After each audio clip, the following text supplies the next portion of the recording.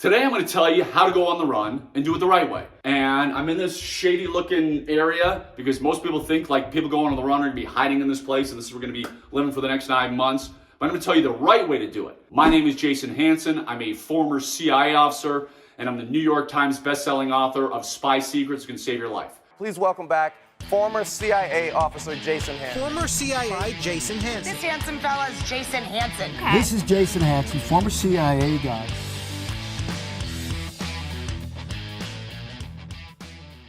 So recently, as in just a few days ago, we had the story that was all over the news. It was about the prison guard. She'd been a prison guard for something like 25 years.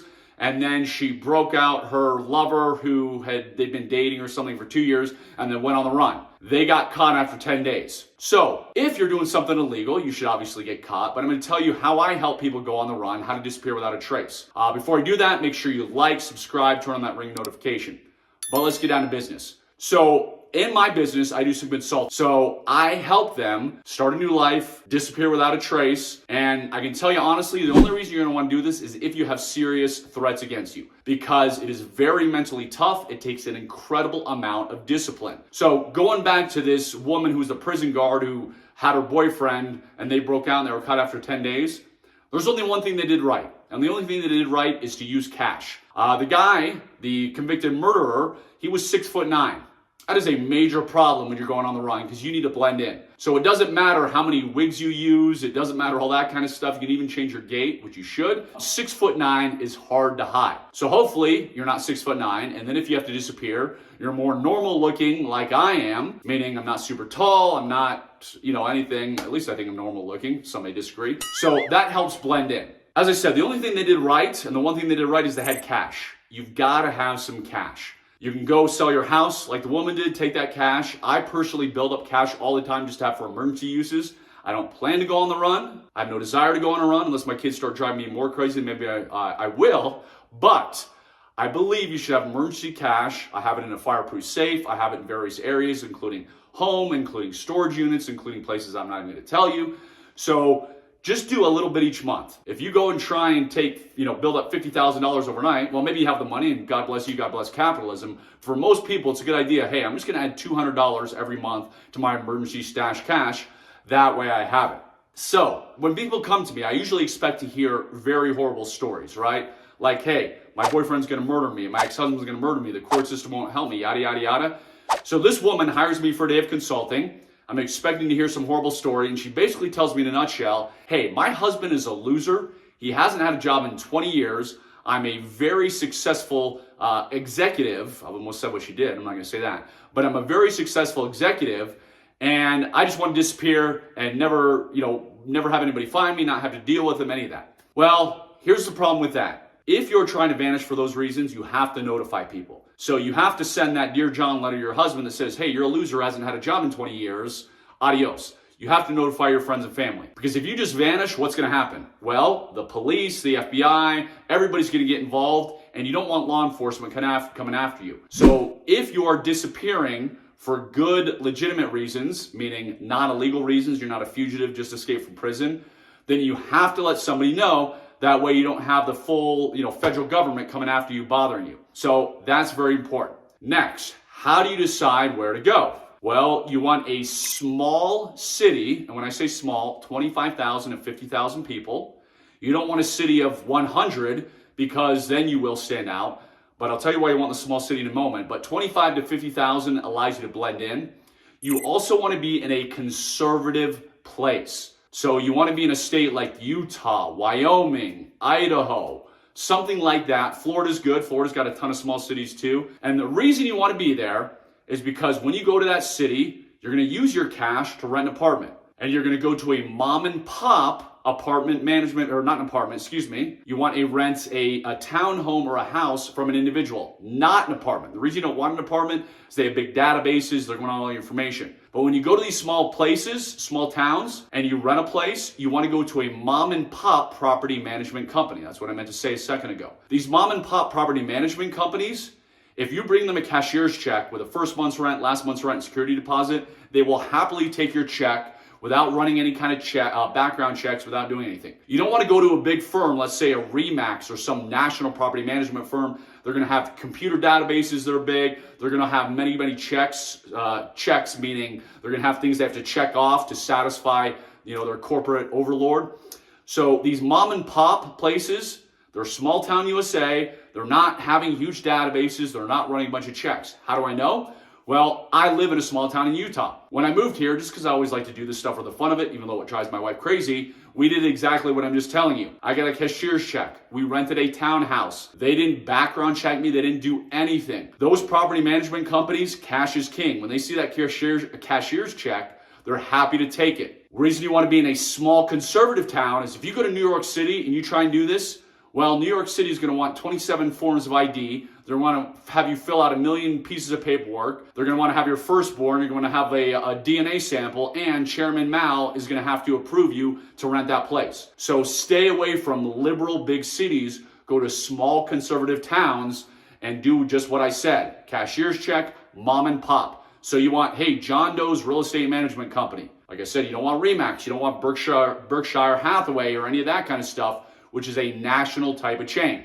Once you go to your small conservative town, you have to make sure there's public transportation. You are not going to be driving around in a vehicle. That's how people get caught all the time. And it's not as if you're going to be able to go online and pay $500 for a fake ID. If you do that and say, hey, I just went online and I sent $500 to somebody, guess what? You're going to never see that $500 again, and you aren't getting any type of ID. So find public transportation. The small town I live in has perfect public transportation. There's a bus system, goes everywhere.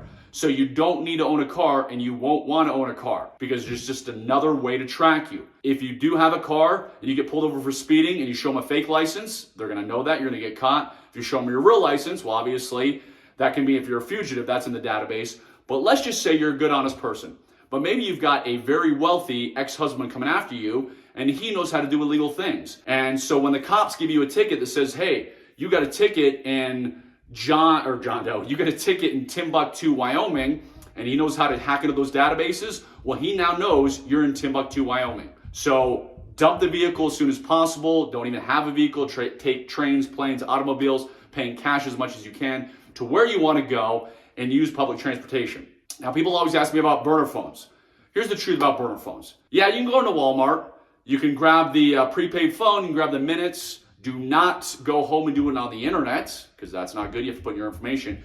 You go up to the counter. You say to the person, hey, can you activate this phone for me? They're going to roll their eyes at you because they hate actually working and doing their job, but they will do it. So they're going to activate it, and they're going to say to you, hey, do you have any phone number, other phone number that you want associated with this? No. Do you have an email you want associated with this? No. What what area code would you like this phone number to be? And you should obviously have an area code in mind. Clearly not where you're going to live. Just pick one, and if you're going to go live in Idaho, pick an area code in Maine or something like that. So make sure they're far, far away. And then the Walmart person or Target or wherever you go, they'll activate the phone, hand it to you, and you've got your minutes. If you have a high threat level, you will never, ever have any kind of electronic device again. If your threat level is low, then yeah, get a burner phone just like I suggested. But if you're really going on the run from somebody serious, let's hypothetically say I had a client once got involved in the wrong crowd. They needed to go on the run because this wrong crowd was going to kill them. So they wanted to hire me and my company for bodyguard service because we do a lot of executive protection work. Well, I said, hey, one, it's going to cost you a fortune. Two, we're not the Secret Service. We can't shut down highways. We can't shut down buildings and all that. So it's just too dangerous. So the safest thing for you to do is disappear without a trace, which is what this individual might have done. It is very, very lonely if you're going to do it. You're never going to use email again. You're never going to use the internet. You are not going to have a bunch of friends. You're not going to go to Thanksgiving and Christmas and everything back home. Going on the run may sound sexy and cool when it comes to Hollywood and the movies, but in real life, unless somebody is threatening your life and you are very, very motivated, you're not going to want to do it. The woman I talked about at the very beginning of the story who wanted to just get rid of or lose her husband who didn't have a job, I told her all this, and she was like, oh yeah, maybe I don't want to do this because it is so lonely, because you're not going to see your loved ones again. Also, it takes an incredible amount of discipline. If you're trying to disappear for real, you're only going to use cash. As I said, you're not going to be getting on the internet and doing all checking your Facebook page. Also, you are going to change your habits. If somebody's trying to find you, they are going to comb through your life and they're going to know them better than you know you better than you know yourselves. So let's say you were a fugitive. The marshals are coming after you. They are going to comb through your life. They're going to know everything about you, your hobbies, your likes. Where did you travel? Who do you talk to? Like I said, they're going to know you better than you know yourself, which is why, let's say you love yoga. You're not going to move into this small conservative town and go to the nearest yoga studio. Me, who loves guns, if I went on the run, I'm never going to a gun store again because that's the first place you're going to look. So you have to think and you have to be disciplined. And most people don't have this discipline, especially fugitive criminals or knuckleheads. They are always going to screw up or trip up. And the U.S. government has years to look for you. You only have one chance to make that mistake. And when you make that mistake, they're going to find you, which is why it's so hard to go on the run and which is why you have to be so disciplined. So you have to think, hey, I love Chick-fil-A. Well, I'm never going to eat a Chick-fil-A again. Hey, I love whatever store. And you have to think about all your hobbies, your likes, anything that they're going to find out about you and not do it anymore, which is why it takes so much discipline. Of course, you're going to use disguises, grow out your beard, dye your hair, all that kind of stuff, wear a mask, which is, easier these days. Even though I hate wearing masks and I'm in Utah, which is very conservative, we never had to wear masks. If you were going on the run, you could wear a mask and it wouldn't be as obvious these days. So that's a benefit. Have your ball cap, facial hair. Facial hair, you have to know what you're doing. That way it's not like the movies where your mustache is hanging off sideways. So in theory, it's not hard to go on the run if you are disciplined. But most people will lose their mind. Most people will have a mental breakdown just because it is so mentally tough. So I've thrown a few things, I guess a lot of things at you about how to disappear, how to go on the run, only if you're doing it legally.